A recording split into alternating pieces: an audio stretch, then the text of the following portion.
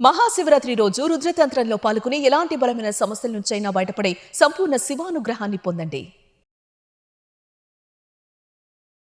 నమస్కారం ఉమా గారు. నమస్తే అమ్మా. అకార్డింగ్ టు వేదిక్ ఆస్ట్రాలజీ పరంగా మనం చూస్తే కర్మ సిద్ధాంతం అనేది ఎన్ని రకాలుగా ఉంటుంది, మరీ ముఖ్యంగా మనం మాట్లాడుకుంటే ఫిబ్రవరి 26 రోజు మీరు చేసే కార్యక్రమంలో కనుక ఎవరైనా కూడా ధనుసు రాశి వాళ్ళు కనుక పాల్గొంటే విద్యాపరంగా, వ్యాపారపరంగా, ఉద్యోగపరంగా ఎలాంటి లబ్ధి పొందే అవకాశం ఉంటుందంటారు గురుగారు? తప్పకుండా అమ్మా. అందరికీ నమస్తే అండి. ధనస్సు రాశి వాళ్ళకి మనం మాట్లాడుకుంటున్నాం. ఫిబ్రవరి 26వ తారీఖు మాఘబహుళ చతుర్దశి మహాశివరాత్రి సందర్భంగా అత్యంత శక్తివంతమైన రోజు కర్మ ప్రాయశ్చిత్త రుద్రతంత్రము.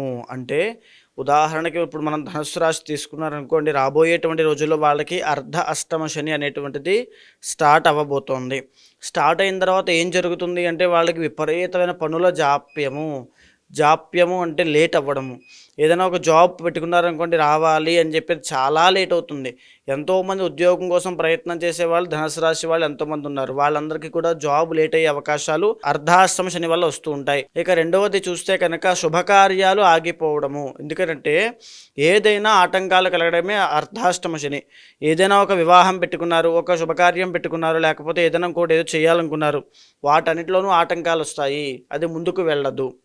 దీంతో పాటుగా కుటుంబపరమైనటువంటి ఒత్తిడి, కుటుంబానికి ఎక్కువగా విలువ ఇవ్వండి, లేదా కుటుంబపరమైన ఒత్తిళ్లతో చాలా బాధపడతారు. ఆ విషయాన్ని కూడా చాలా జాగ్రత్త. గృహ నిర్మాణాలు ఏమైనా చేయాలనుకున్నారనుకోండి, 4th హౌస్లో శని కాబట్టి గృహ నిర్మాణాలు ఏమైనా చేయాలనుకుంటే అందులో ఆటంకాలు వస్తాయి, అది మధ్యలో ఆగిపోతుంది. ఆ విషయం కూడా చాలా చాలా జాగ్రత్తగా చూసుకోండి. ఇంకొక విషయం ఏంటంటే 4వ స్థానంలో శని కనబడుతున్నాడు కాబట్టి తల్లికి ఆరోగ్య సమస్యలు రావడము, దీంతో పాటుగా న్యాయపరమైన చిక్కులు, వంశపారంపర్యంగా వచ్చే ఆస్తి తగాదాల్లో ఇరుక్కుని వాటి పరంగా చాలా సమస్యలతో ఇబ్బంది పడడం లాంటివి అర్ధాష్టమ శనిలో జరుగుతాయి. ఈ విషయం కూడా బాగా గుర్తుపెట్టుకోండి. దీంతో పాటుగా ధనుస్సు రాశి వాళ్ళకి ఇప్పుడు ప్రజెంట్ నడిచేటువంటి గ్రహ సంచారంలో కూడా అంత యోగదాయకంగా గ్రహ సంచారం కనిపించట్లేదు. 1, 2, 3 తప్ప రాబోయే రోజుల్లో మిగతా అన్ని ఇబ్బందికరంగానే ఉన్నాయి. ఇప్పుడు జాతకంలో వచ్చేటువంటి అర్ధాష్టమ శని దోషము 2.5 సంవత్సరాల పాటు వీళ్ళకి జాతకంలో ఉంటుంది. ఈ 2.5 సంవత్సరాలు ఈ యొక్క కార్యహాని, పనుల విషయంలో ఆటంకాలు, జాప్యము, డిలే అవ్వడం, ప్రొలాంగ్ అవ్వడం లాంటివి జరుగుతూ ఉంటాయి. ఎవరో డబ్బులు ఇవ్వాలనుకోండి, మన డబ్బులే ఎవరైనా ఇవ్వాలంటే అవి ఇవ్వడం, అతను ఇవ్వకపోవడము, మనం ఇబ్బంది పడడం లాంటివి ఎన్నో జరుగుతాయి. దీంతో పాటుగా ఇది ఎందుకు జరుగుతుంది? ఈ యొక్క కర్మ, ఈ యొక్క దోషము ఎందుకు వస్తుందంటే కర్మ వల్లే వస్తుంది. బికాజ్ శని కర్మకారకుడు కాబట్టి ఆ కర్మని తొలగించినప్పుడు, ఆ కర్మ అనేది లేనప్పుడు శని వచ్చినప్పటికీ కూడా మిమ్మల్ని ఇబ్బంది పెట్టడు. ఈ పాయింట్ చాలా గుర్తుపెట్టుకోండి. శని వచ్చినా ఇబ్బంది పెట్టడు. మరి ఆ కర్మని ప్రక్షాళన చేసుకోవడం ఎలాగంటే అందుకోసమే కర్మ ప్రాయశ్చిత్త రుద్రతంత్రం అనేటువంటి దాంతో మహాశివరాత్రి పర్వదినాన్ని పురస్కరించుకుని ఆ రోజునే స్వామివారికి, శివుడికి, అమ్మవారికి కూడా ఇద్దరికి కార్యక్రమం అనేటువంటి జరుగుతుంది. దీంట్లో పాల్గొనడం వల్ల మనకి ఒక ఉదాహరణ చెప్తారండి. త్రిదళం త్రిగుణాకారం త్రినేత్రం ఛత్రయాయుధం త్రిజన్మ పాప సంహారం ఏకబిల్వం శివార్పణం. ఏకబిల్వాన్ని సమర్పించినంత చేత 3 జన్మల పాపం పోతుందట. కానీ మనం చేసేటువంటి 1,00,000 బిల్వార్చన, 1,00,000 బిల్వార్చనలో పాల్గొనడం వల్ల, కర్మ ప్రాయశ్చిత్త రుద్రతంత్రంలో పాల్గొనడం వల్ల మీకు చిన్నప్పటి నుంచి ఉన్నటువంటి నక్షత్ర దోషం అవ్వచ్చు, లేకపోతే బాల అరిష్ట గండము అవ్వచ్చు, అల్పాయుష్షు గండం అవ్వచ్చు, వాహన ప్రమాదాలు ఇచ్చేటువంటి ఆ యొక్క వాహన గండాలు అవ్వచ్చు, అగ్నిగండాలు అవ్వచ్చు, పితృశాపము, సంతానం కలగకపోవడం, వివాహం అవ్వకపోవడం, వివాహం అయిన తర్వాత మ్యారీడ్ లైఫ్లో ఇబ్బందులు రావడం లాంటివి అవ్వచ్చు.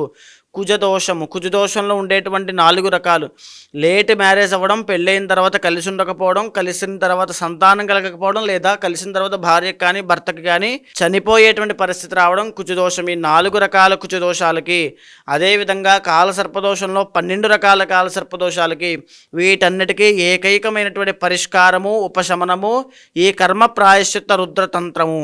ఆ కర్మ ఏదైతే దోషాలకి మూలమయ్యి అది కారణం అవుతోందో దాన్ని ఈ కర్మ ప్రాయశ్చిత్త రుద్రతంత్రం ద్వారా మనం ప్రాయశ్చిత్తం చేసుకోవచ్చు.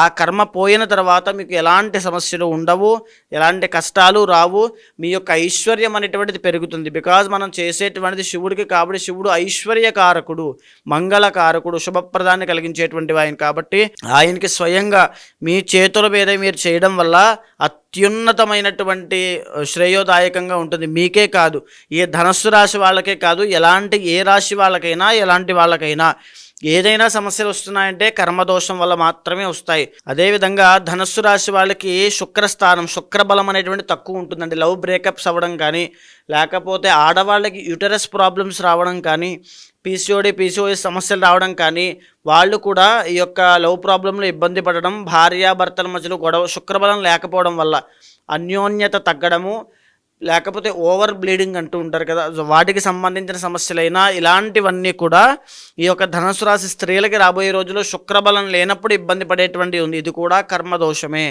ఇలాంటి ఏ ఆరోగ్య సమస్యలైనా, లేకపోతే శుక్రుడు ఇప్పుడు ఫర్ సపోజ్ క్రియేటివ్గా చాలామంది ధనుసు రాశి వాళ్ళు ఇండిపెండెంట్గా వాళ్ళు క్రియేటివ్గా వెళ్తే ముందుకు అద్భుతంగా ఉంటారు. ఎందుకంటే వాళ్ళకి 7th and 10th లార్డ్ బుధుడు అవుతాడు కాబట్టి. అదేవిధంగా ఈ ధనుస్సు రాశి వాళ్ళకి ఆ క్రియేటివ్ సెక్టార్లో అద్భుతంగా రావాలన్నా, లేకపోతే వాళ్ళు చేసేటువంటి బిజినెస్లో కానీ, స్టాక్ మార్కెట్ అద్భుతంగా ఉంటుంది మనం చెప్పుకున్నామండి. స్పిరిచువల్ గైడర్స్గా వీళ్ళు చాలా బాగుంటారు. తర్వాత టీచర్స్ కింద చాలా బాగుంటారు. బిజినెస్ చేస్తే చాలా బాగుంటారు. సిఏ అకౌంటెంట్స్గా చాలా బాగుంటారు. ఈ రకమైన ఏ వృత్తుల్లో మీరు రాణించాలి అన్నా కర్మదోషం పోతే మీకు ఉన్నటువంటి క్యాపబిలిటీ, మీ పొటెన్షియల్, మీ కెపాసిటీ అన్నీ బయటకు వస్తాయి. అది రావడం కోసం కర్మ అనేటువంటి దోషంగా మీకు ఉండకూడదు, పట్టకూడదు. ఆ కర్మ ప్రాయశ్చిత్తం చేసేటువంటి ఈ కర్మ ప్రాయశ్చిత్త రుద్ర తంత్రంలో ప్రతి ఒక్కరూ పాల్గొనండి.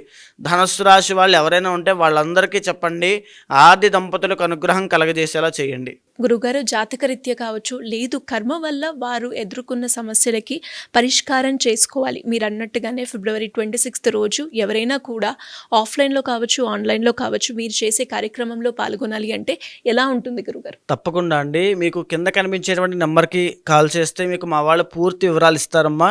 కానీ ఒక్కడు గుర్తుపెట్టుకోండి, స్వయంగా మీరు వచ్చి స్వామివారికి చేస్తే ఆ యొక్క సంతృప్తి, ఆత్మ సంతృప్తి, ఆ యొక్క మీ యొక్క జన్మ ధన్యం అవుతుంది. జన్మకో శివరాత్రిని ఎందుచేత అంటారంటే అమ్మా, ఒక్క శివరాత్రిని సద్వినియోగం చేసుకుంటే చాలు, జీవితం అంతా కూడా తరించిపోతుంది, మన తరతరాలు తరించిపోతాయి.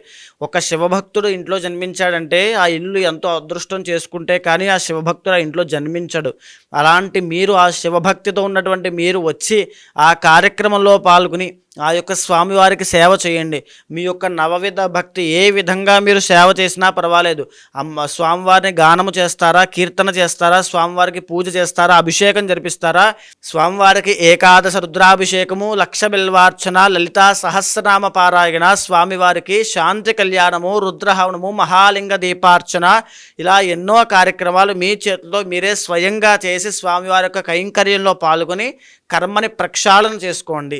ఎవరైనా తెలియని వాళ్ళు ఉంటే వాళ్ళకి కూడా కార్యక్రమం వివరాల యొక్క తెలియజేయండి. ఆది దంపతులకు అనుగ్రహాన్ని కలగజేసేలా చేయండి. ధన్యవాదాలు గురుగారు. నమస్తే అమ్మా. సుమన్ టీవీలో మీ పర్సనల్ అండ్ బిజినెస్ ప్రమోషన్స్ కోసం కింది నెంబర్కి కాంటాక్ట్ చేయండి.